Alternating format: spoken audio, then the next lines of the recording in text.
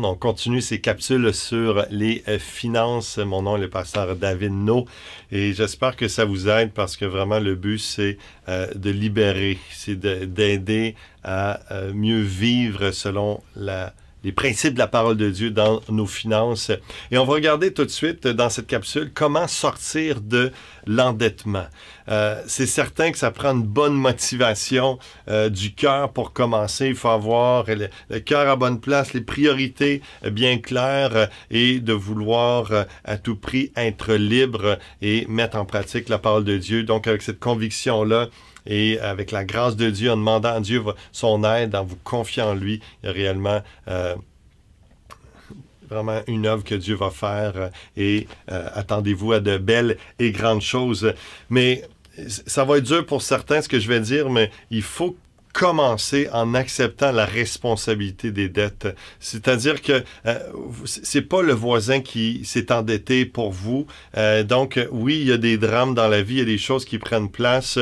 Je parle pas à ces cas exceptionnels. Je parle à la majorité des gens qui ont pensé que c'était la seule solution, l'endettement. Puis, oui, dans certains cas, peut-être ils ont choisi cela, mais justement, c'est de réaliser, honnêtement, c'est un choix que des gens ont fait. Donc, pour se sortir de l'endettement, il faut accepter la responsabilité de l'endettement en apprenant la patience également et l'humilité. Ça va demander l'humilité, ça va demander la persévérance, mais vous prenez la bonne décision de sortir de vos dettes. Il faut apprendre aussi à vivre selon ses moyens financiers et à épargner pour se procurer des biens. D'arrêter de vivre dans « je suis impulsif, je veux ça, je l'achète tout de suite et je paye plus tard. » Tu payes tout de suite et plus tard. C'est ça que ça amène. Et donc, tu as double conséquence au lieu de payer juste une fois. Donc, je sais que c'est dur pour certains d'accepter ça, mais c'est comme n'importe quelle démarche où est-ce qu'on veut dans notre vie un changement dans nos relations, un changement de carrière, un changement dans des mauvaises relations qu'on entretenait, on veut se libérer d'une dépendance, quoi que ce soit, ça part avec une conscientisation de dire, dans même certains cas, de demander pardon à Dieu pour notre endettement et de dire, Seigneur, je veux prendre les bonnes décisions, je reconnais que je suis responsable de ma situation présente et par ta grâce, je me prends en main et je prends les bonnes décisions pour la suite à partir d'aujourd'hui. Donc, ça prend cette conscientisation-là et après ça, la grâce de Dieu va vous accompagner. Donc, je ne parle pas d'être sous la condamnation, la culpabilité, quoi que ce soit. Non, ça va juste vous nuire. Mais ça prend quand même une conscientisation à un moment donné, un jour, et c'est vrai, je dois changer mon comportement au quotidien, comme on a vu dans la première capsule. Donc, première chose à se mettre dans l'idée de comment sortir de l'endettement, emprunter n'est pas une solution. C'est pas la solution. Trop souvent, c'est la porte facile à entrer, mais il faut bannir cette pensée facile de « ben coudonc, j'ai pas le choix, je vais mettre cela sur la carte de crédit ». Non, il y a d'autres moyens, même si ces moyens-là sont moins confortables, c'est clair, sont moins faciles, mais pourtant, ils sont là, ils existent. C'est important, si vous êtes dans un couple, de rechercher les faits, ou même pour vous-même, dans votre conscience, de ne pas sentir trop la culpabilité ou les émotions négatives. Cherchez les faits et non les coupables. Donc, surtout pour les couples, cherchez les faits et non les coupables parce qu'on travaille avec des faits, on corrige des faits et non juste dans les émotions, dans la culpabilité, dans l'accusation, ce n'est pas productif. Faut viser à rembourser, donc on y va concrètement, là, faut viser à rembourser les dettes chaque mois le plus possible et le plus vite possible, évidemment. Rappelez-vous, les intérêts sont contre vous. Donc, remboursez les dettes chaque mois le plus possible et le plus vite possible. Commencez maintenant, petit à petit. Rappelez-vous, les intérêts sont contre vous. Donc, il faut viser la carte de crédit qui a le plus haut taux d'intérêt, même si c'est le plus petit montant ou que c'est pas le plus gros montant de vos dettes, mais c'est celui-là qui vous coûte le plus cher. Donc, on libère les dettes avec le plus haut taux d'intérêt. Ensuite de ça, comme tout planificateur financier va vous dire, puis je vous encourage encore une fois à les consulter. Ces capsules-là, c'est pour vous sensibiliser, vous informer, vous instruire, vous stimuler à une saine pratique chrétienne des finances. Mais allez chercher de l'aide, allez chercher conseil, allez voir des planificateurs financiers, si c'est pour votre hypothèque, des courtiers hypothécaires. Ces gens-là vont vous conseiller, ça ne coûte rien parce que c'est l'institution financière qui va les payer, mais au moins ils ont accès à plein de services d'institutions financières pour vous offrir le meilleur, tandis que un représentant d'une institution financière, lui, il a juste ses produits à vous donner, à vous vendre. Il ne va pas nécessairement vous offrir ou pouvoir vous offrir le meilleur. Donc, c'est pour ça d'aller voir un courtier, c'est l'idéal. Mais ce qu'ils vont vous dire pour sortir de l'endettement, c'est de faire une consolidation de dettes. Si vous avez plusieurs dettes, c'est d'aller chercher un prêt à un taux d'intérêt plus bas, vous clairez l'ensemble de vos dettes, puis au lieu d'avoir plusieurs personnes à rembourser, plusieurs créanciers, vous avez juste un endroit. C'est beaucoup plus facile à gérer et vous éliminez d'un coup vos hauts taux d'intérêt également. Donc, y a-t-il des biens que vous pouvez retourner pour éliminer vos dettes?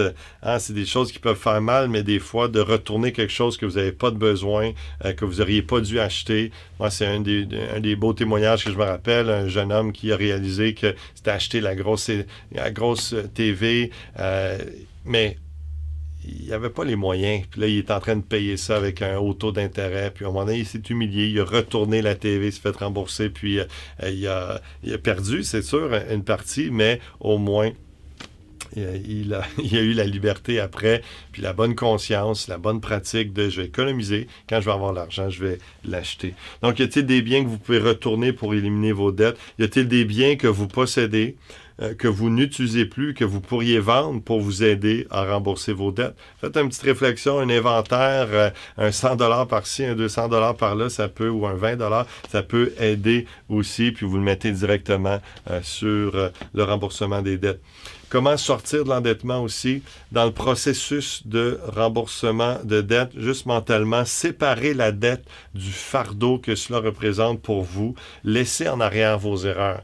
Parce qu'un des défis qu'on remarque, qu'on rencontre, c'est que dans le processus, si ça prend un an et demi, 2 ans, rembourser certaines dettes, et là évidemment, j'inclus pas dans ce genre de dette-là la maison, ou même un auto, mais encore là, comme on a parlé tantôt dans une autre capsule, il faut faire attention à cela également.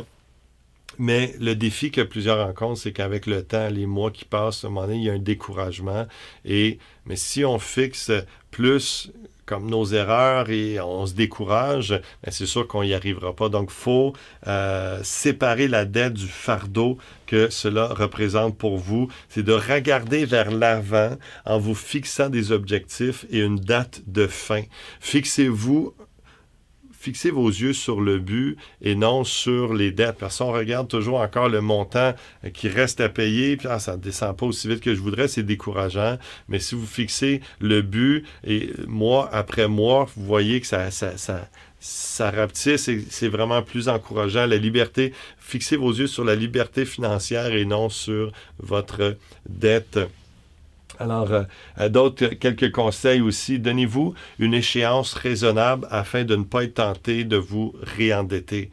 Donc, avec votre planificateur financier, regardez à cela, suivez ces conseils et regardez quelque chose de raisonnable dans l'échéance, dans la date de fin pour être sûr de vous rendre et que ça va vous aider aussi à être patient, d'être réaliste. Soyez patient. Proverbe chapitre 29, verset 4. Un roi qui respecte les lois assure la richesse de son pays, mais celui qui réclame trop d'impôts le détruit. C'est un prétexte pour vous emmener à parler de l'impôt. Il y a des moyens de réduire les impôts, de recevoir plus de retour d'impôts afin de payer nos dettes plus vite et après d'investir. Encore une fois, informez-vous auprès du planificateur financier comment vous pourriez avoir davantage de retour d'impôts et avec cet argent-là, vous remboursez vos dettes plus rapidement. Essayez de réduire les taux d'intérêt sur vos cartes de crédit en appelant votre institution financière. La compétition est féroce. Faites vos recherches. Sérieusement, c'est un ancien planificateur financier qui m'avait dit ça, puis ça se trouve aussi dans des livres de finances, ce conseil-là, où ce que tu appelles ta banque ou l'institution financière qui t'a donné la carte de crédit, puis tu expliques ta situation, tu dis que tu veux réellement te prendre en main et payer le plus rapidement possible et que tu es en train de magasiner un meilleur taux d'intérêt. Et là, ils ne veulent pas te perdre. Donc, il y en a dans plusieurs cas où ils acceptent de baisser tes taux d'intérêt pour t'aider. Et puis, il y a même des gens qui sont prêts à faire des cadeaux pour vous avoir, donc, ou vous garder. Alors, osez le faire. Osez faire les démarches avec fermeté, puis avec un désir réellement de vous en sortir.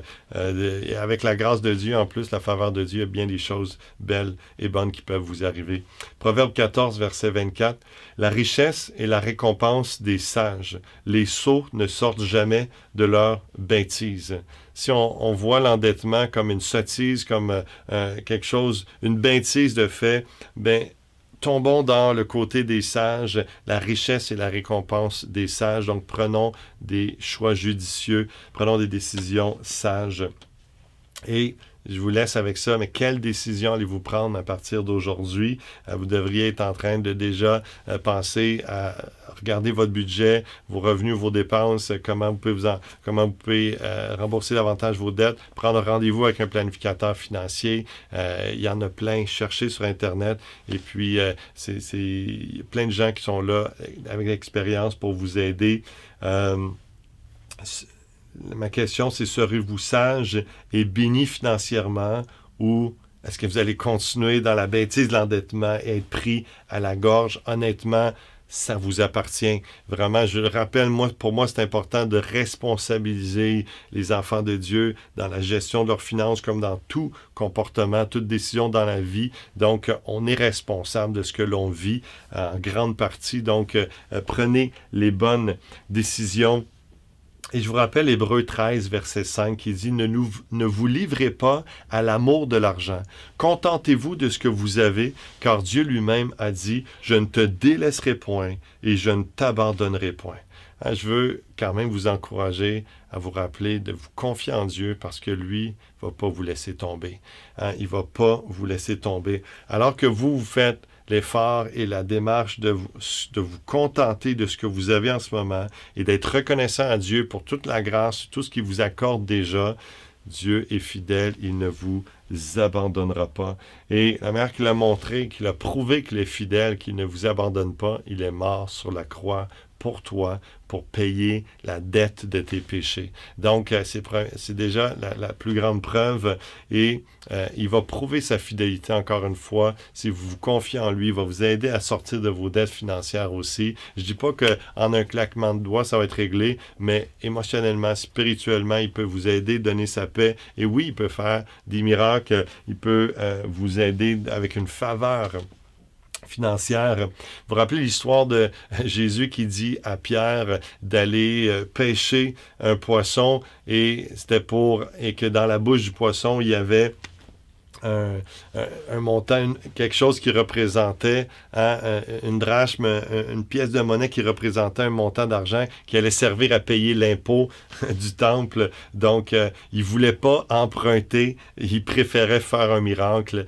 Donc, Dieu peut le faire pour vous aussi. Donc, vous voyez un peu comment il n'aime pas les dettes, mais qu'il préfère les miracles. Alors, faites confiance au Seigneur et mettez Dieu en premier. Alors, il y a une fierté à être libre financièrement. Allez chercher cette fierté dans le Seigneur, à poursuivre et confiez-vous dans le Seigneur. Et on se revoit dans une prochaine capsule où on va parler d'investissement. Qu'est-ce que la Bible dit à propos de cela? Soyez bénis.